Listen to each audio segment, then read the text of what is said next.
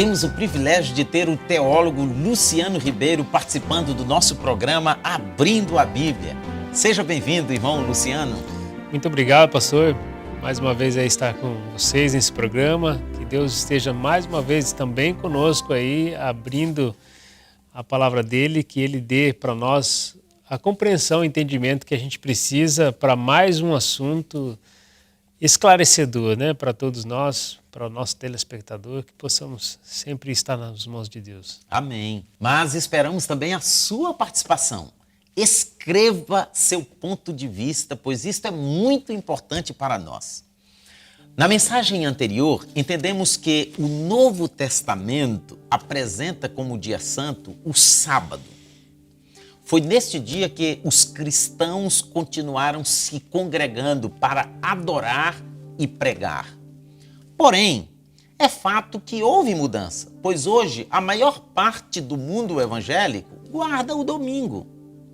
A pergunta de hoje é: quando e por quem foi efetuada esta mudança? Está profetizado isso na palavra de Deus, no livro de Daniel, capítulo 7, verso 25.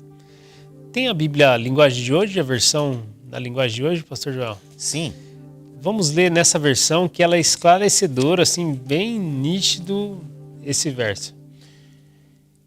Ele falará contra Deus e perseguirá o povo do Altíssimo Deus.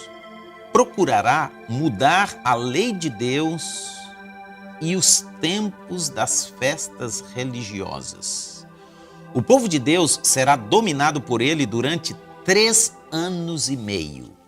Na versão linguagem de hoje foi bem nítido aí que a lei de Deus seria mudada, seria alterada por ele. Quem é esse ele?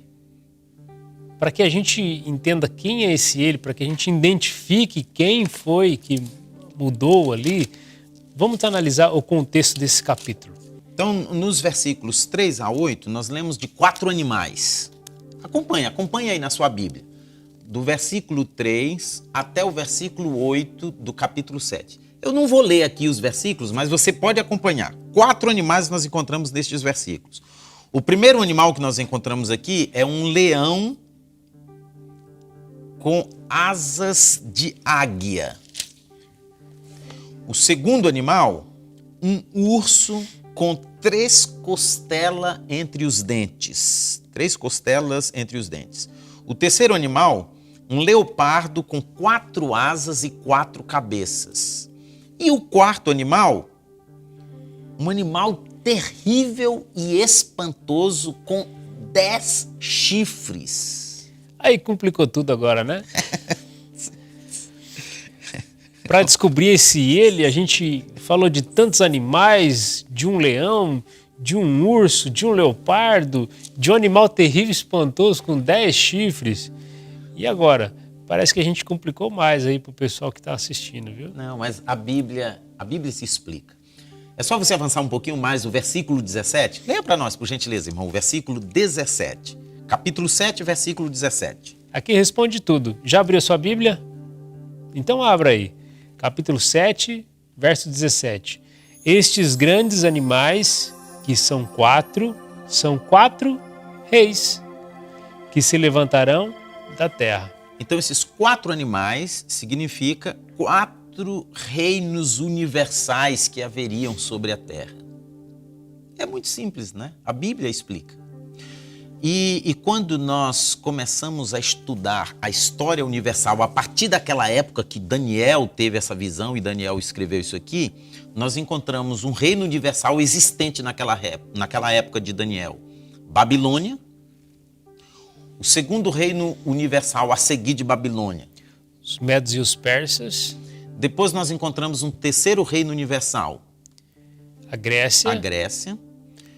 E na sequência, Roma. Roma passou a ter o domínio universal. Então nós encontramos aqui os 4. Agora, o quarto animal, que nós lemos no versículo 8, lá diz que ele tinha 10 chifres. O que significa esses chifres daquele quarto animal, que é o quarto reino universal, né? Roma. É só você avançar um pouquinho mais aí, o versículo 24. O mesmo capítulo, versículo 24, explica o que são aqueles chifres deste quarto animal. Leia comigo. Quanto aos 10 chifres daquele mesmo reino, se levantarão 10 reis. Depois deles se levantará outro, o qual será diferente dos primeiros, e abaterá 3 reis. Então, depois dos 10 chifres, levantaria um outro que derrubaria 3. Um outro chifre. Exato. Um outro chifre, que ao surgir esse outro chifre, 3 dos 10 iriam cair. E o versículo 25, o versículo seguinte, você leu o versículo 24, o versículo 25 diz: proferirá palavras contra o Altíssimo, este chifrezinho que ia nascer. Que derrubou 3. Este chifrezinho haveria de proferir palavras contra o Altíssimo, destruir os santos do Altíssimo, ia cuidar em mudar os tempos e a lei de Deus. Então, de um mesmo reino universal, haveria de surgir 10 reis ou 10 formas de governo. E aqui mostra de uma última que surgiria, e esta última haveria de fazer isso aqui. Proferir palavras contra o Altíssimo, contra Deus, ia perseguir os santos do Altíssimo, ia cuidar e mudar os tempos e as leis, ou a lei de Deus, os tempos e as leis. Os tempos das festas religiosas, né? E a lei de Deus. Então, faz menção justamente desse no verso 11 também, pastor. Olha, então estive olhando por causa da voz das grandes palavras que provinham do chifre. Estive olhando até que o animal foi morto e o seu corpo desfeito e entregue para ser queimado pelo fogo. E em paralelo o verso 11 com o verso 21, eu olhava e vi que este chifre fazia guerra contra os santos e os vencia. Então esse chifre, ele se destacou dos demais, né? Ele fez um trabalho assim contra a igreja, contra os santos, contra a lei de Deus, mudando a lei de Deus. Então, a lei de Deus ia ser mudada? O sábado ia ser mudado? A Bíblia diz que sim. A profecia apontava uma mudança.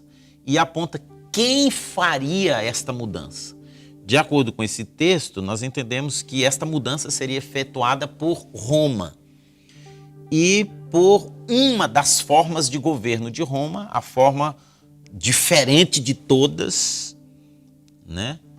E quando nós estudamos a história, nós encontramos a última forma de governo de Roma, que foi a Roma papal. Roma papal. Né? Que haveria de ter uma ligação direta assim, com o aspecto religioso, se envolver com as questões religiosas, né? Justamente porque aconteceu a conversão, né, do imperador romano, e aí ao se converter ao cristianismo, ele então traz os costumes e práticas